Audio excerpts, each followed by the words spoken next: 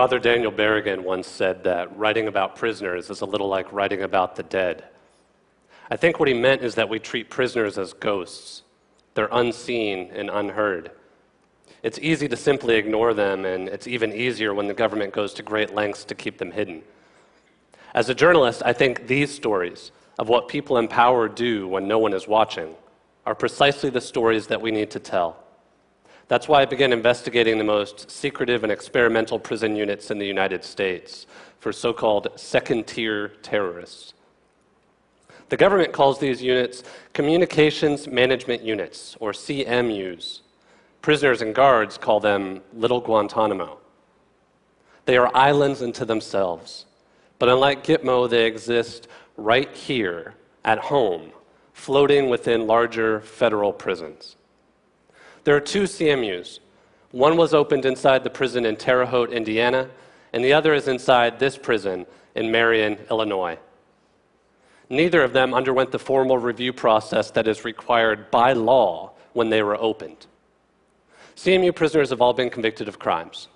Some of their cases are questionable, and some involve threats and violence. I'm not here to argue the guilt or innocence of any prisoner. I'm here because, as Supreme Court Justice Thurgood Marshall said, when the prison gates slam shut, prisoners do not lose their human quality. Every prisoner I've interviewed has said there are 3 flecks of light in the darkness of prison: phone calls, letters, and visits from family. CMUs aren't solitary confinement, but they radically restrict all of these to levels that meet or exceed the most extreme prisons in the United States. Their phone calls can be limited to 45 minutes a month compared to the 300 minutes other prisoners receive. Their letters can be limited to 6 pieces of paper. Their visits can be limited to 4 hours per month compared to the 35 hours that people like Olympic Park bomber Eric Rudolph receive in the Supermax. On top of that, CMU visits are non-contact, which means prisoners are not allowed to even hug their family. As one CMU prisoner said, "We're not being tortured here, except psychologically." The government won't say who is imprisoned here, but through court documents, open records requests, and interviews with current and former prisoners, some small windows into the CMUs have opened. There's an estimated 60 to 70 prisoners here, and they are overwhelmingly Muslim. They include people like Dr. Rafeel Dafir, who violated the economic sanctions on Iraq by sending medical supplies for the children there. They have included people like Yassin Arif. Arif and his family fled to New York from Saddam Hussein's Iraq as refugees.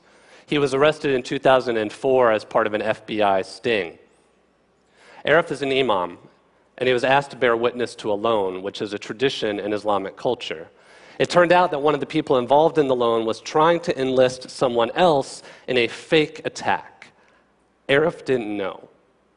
For that, he was convicted of conspiracy to provide material support to a terrorist group. The CMUs also include some non-Muslim prisoners. The guards call them balancers, meaning they help balance out the racial numbers in hopes of deflecting lawsuits. These balancers include animal rights and environmental activists like Daniel McGowan. McGowan was convicted of participating in 2 arsons in the name of defending the environment as part of the Earth Liberation Front. During his sentencing, he was afraid that he would be sent to a rumored secret prison for terrorists. The judge dismissed all those fears, saying that they weren't supported by any facts. But that might be because the government hasn't fully explained why some prisoners end up in a CMU and who is responsible for these decisions. When McGowan was transferred, he was told it's because he is a domestic terrorist, a term the FBI uses repeatedly when talking about environmental activists. Now, keep in mind, there are about 400 prisoners in U.S. prisons who are classified as terrorists, and only a handful of them are in the CMUs. In McGowan's case, he was previously at a low-security prison, and he had no communications violations. So why was he moved? Like other CMU prisoners, McGowan repeatedly asked for an answer, a hearing, or some opportunity for an appeal. This example from another prisoner shows how those requests are viewed. Once a transfer, told him no. At one point, the prison warden himself recommended McGowan's transfer out of the CMU, citing his good behavior. But the warden was overruled by the Bureau of Prisons Counterterrorism Unit, working with the Joint Terrorism Task Force of the FBI. Later, I found out that McGowan was really sent to a CMU not because of what he did, but what he has said. A memo from the Counterterrorism Unit cited McGowan's anti-government beliefs. While imprisoned, he continued writing about environmental issues, saying that activists must reflect on their mistakes and listen to each other. Now, in fairness, if you've spent any time at all in Washington, D.C., you know this is really a radical concept for the government. I actually asked to visit McGowan in the CMU, and I was approved. That came as quite a shock. First, because, as I've discussed on this stage before, I learned that the FBI has been monitoring my work. Second, because it would make me the first and only journalist to visit a CMU. I had even learned through the Bureau of Prisons Counterterrorism Unit that they had been monitoring my speeches about CMUs like this one. So how could I possibly be approved to visit? A few days before I went out to the prison, I got an answer. I was allowed to visit McGowan as a friend, not a journalist. Journalists are not allowed here. McGowan was told by CMU officials that if I asked any questions or published any story, that he would be punished for my reporting. When I arrived for our visit, the guards reminded me that they knew who I was and knew about my work, and they said if I attempted to interview McGowan, the visit would be terminated. The Bureau of Prisons describes CMUs as self-contained housing units, but I think that's an Orwellian way of describing black holes. When you visit a CMU, you go through all the security checkpoints that you would expect, but then the walk to the visitation room is silent. When a CMU prisoner has a visit, the rest of the prison is on lockdown. I was ushered into a small room, so small my outstretched arms could touch each wall. There was a grapefruit-sized orb in the ceiling for the visit to be live monitored by the Counterterrorism Unit in West Virginia. The unit insists that all the visits have to be in English for CMU prisoners, which is an additional hardship for many of the Muslim families. There's a thick sheet of foggy, bulletproof glass, and on the other side was Daniel McGowan. We spoke through these handsets attached to the wall and talked about books and movies. We did our best to find reasons to laugh. To fight boredom and amuse himself while in the CMU, McGowan had been spreading a rumor that I was secretly the president of a Twilight fan club in Washington, D.C. For the record, I'm not. But I kind of hope the FBI now thinks that Bella and Edward are terrorist code names. During our visit, McGowan spoke most and at length about his niece, Lily, his wife, Jenny, and how torturous it feels to never be able to hug them, to never be able to hold their hands. 3 months after our visit, McGowan was transferred out of the CMU, and then, without warning, he was sent back again. I had published leaked CMU documents on my website, and the Counterterrorism Unit said that McGowan had called his wife and asked her to mail them. He wanted to see what the government was saying about him, and for that, he was sent back to the CMU. When he was finally released at the end of his sentence, his story got even more Kafkaesque. He wrote an article for the Huffington Post, headline, "Court documents prove I was sent to a CMU for my political speech." The next day, he was thrown back in jail for his political speech. His attorneys quickly secured his release, but the message was very clear. Don't talk about this place. Today, 9 years after they were opened by the Bush administration, the government is codifying how and why CMUs were created. According to the Bureau of Prisons, they are for prisoners with, quote, inspirational significance. I think that is a very nice way of saying these are political prisons for political prisoners.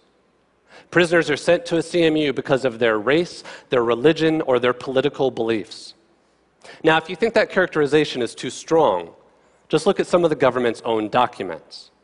When some of McGowan's mail was rejected by the CMU, the sender was told it's because the letters were intended for political prisoners. When another prisoner, animal rights activist Andy Stepanian, was sent to a CMU, it was because of his anti-government and anti-corporate views. Now, I know all of this may be hard to believe, that it's happening right now and in the United States. But the unknown reality is that the US has a dark history of disproportionately punishing people because of their political beliefs. In the 1960s, before Marion was home to the CMU, it was home to the notorious Control Unit. Prisoners were locked down in solitary for 22 hours a day. The warden said the unit was to, quote, control revolutionary attitudes. In the 1980s, another experiment called the Lexington High Security Unit held women connected to the Weather Underground, Black liberation, and Puerto Rican independence struggles. The prison radically restricted communication and used sleep deprivation and constant light for so-called ideological conversion. Those prisons were eventually shut down, but only through the campaigning of religious groups and human rights advocates like Amnesty International. Today, civil rights lawyers with the Center for Constitutional Rights are challenging CMUs in court for depriving prisoners of their due process rights and for retaliating against them for their protected political and religious speech. Many of these documents would have never come to light without this lawsuit. The message of these groups, and my message for you today, is that we must bear witness to what is being done to these prisoners. Their treatment is a reflection of the values held beyond prison walls. This story is not just about prisoners, it is about us. It is about our own commitment to human rights. It is about whether we will choose to stop repeating the mistakes of our past. If we don't listen to what Father Berrigan described as the stories of the dead, they will soon become the stories of ourselves. Thank you.